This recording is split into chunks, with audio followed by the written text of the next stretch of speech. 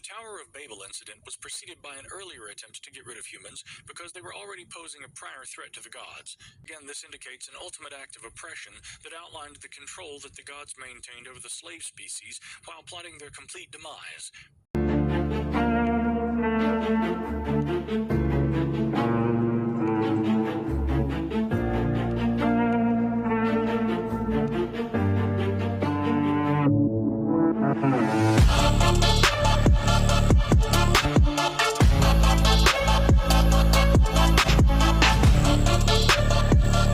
For some reason, the gods decided that their creation, man, was evil, and that all he knew was evil. That's pretty much how the Bible puts it. I sensed that the gods had had enough of the humans, and realized that they had created a monster that could rise up and bite them.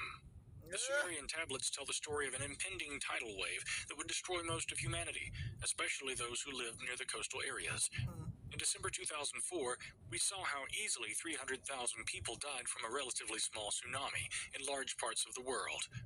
Imagine what a 100-meter high tidal wave could do to the world. But the Anunnaki already knew of such a giant wave that would sweep the Earth as a result of their planet Nibiru coming back into close proximity to the world. So they decided that they would allow this wave to destroy humanity, and in one fell swoop help them to take care of their growing human problem. It is estimated that there were 4 million of the slave species on Earth by this stage, far outnumbering. So at the time of the flood, it was like 4 million people allegedly on there. This made the gods very nervous, so they would allow the slaves whom they created to be destroyed because their behavior was showing signs of uncontrollable intelligence. Did the slaves start asking too many questions? Did they start evolving too quickly, and were they absorbing advanced technical knowledge without the gods' permission? It certainly seems that way. In short, the human slaves were suddenly a potential threat to the gods, but one of the two leading gods, Enki, was much closer to the humans than his cold-hearted brother Enlil. So Enki is who y'all refer to as the devil, as the serpent, and he was closer to the humans because his DNA is literally what was helping to create us, you know. And Enlil is who y'all worship as God in the Bible, the one that was looking for Adam and Eve in the Garden of Eden, the one that helped to push the flood to wipe all our asses a damn way. That's the one that y'all actually, you know, that is the Almighty God, you know. So it's like, it's really honestly twisted. And the bad one, and it's always like that. Like when you really look at it, the good people in society, those that have the biggest hearts, those are the most empaths, those are that are selfless, you know, are always put down or looked down upon. And then those that are selfish, that are materialistic, that are whatever, you know, it's like you build those people up. You know, it's like y'all don't know who is the good from the damn bad. Like you don't know. Y'all discernment, a lot of people discernment is not right when it comes to what is holy, divine, and good and what is not. You know, just like they killed Jesus. He was a demon. All these spell castings that he's doing, that is the devil. And y'all would call somebody like Jesus today, if they were doing miracles or something like that and came back, y'all would call their ass a fucking devil. And be ready to burn their ass at the goddamn stake. Like that is how backwards the thinking is so fucking backwards. So, I mean, they did this even hundreds of thousands of years ago. The good one had been made into, and I wouldn't necessarily say good, but the one that allegedly cared more for actual humanity and wanted to see us evolve. Yeah, that's the one that they made into the devil, the serpent. He's a liar, and he's this, that, and the freaking third. And then Enlil, you know, that is the supreme, holy, good God. You know, like it's multiple gods in the Bible. This is not all the same damn person. That's why 1 minute it's like he's loving and he's holding you to his bosom, and then the next minute he destroying whole damn cities and killing babies and every goddamn thing. Like y'all ain't realizing these is multiple freaking peoples. Okay?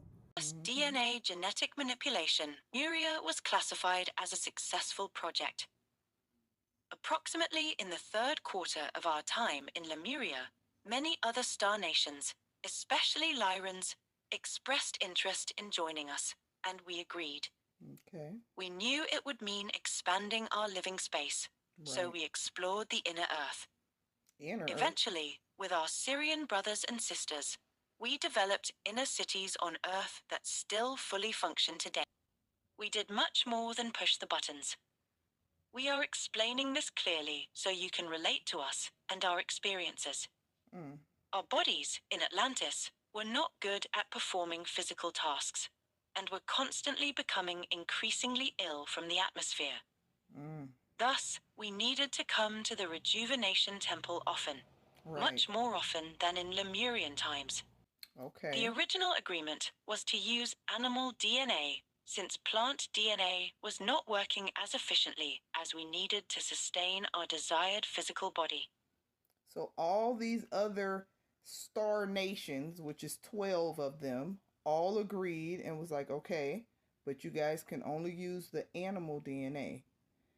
The Homo habilis, they weren't supposed to be messing with them. Various animal DNA, but did not use primates' DNA for this project. Right. It was meant to be a controlled experiment and only used for our star races. Looking back, seeing the failure, there is no need to point fingers at Pleiadians, Syrians, Lyrans, or any other singular star nation. We had all agreed to it. We all share responsibility for the later transformation of primate DNA into human DNA. Because we collectively enabled this technology to be used on Earth, even though it was meant only for us to use initially. To understand this better, our actions of genetically modified bodies were based on the similar endeavor you are trying to achieve today, to be able to live on Mars for extended periods, while staying connected to your families on Earth, who are like you today, just a little more advanced. And the Atlantean extraterrestrial civilization thrived technologically. Right. After living together for an extended period, we mixed amalgamated and applied elements from both. spiritual and Earth is known as a place of duality. It thrives in the give and take, action-reaction pattern. Since we wanted to embody this avatar body, we had to become one with the earthly body and give. Our contribution to Earth was our extraterrestrial DNA, which contains our cosmic knowledge.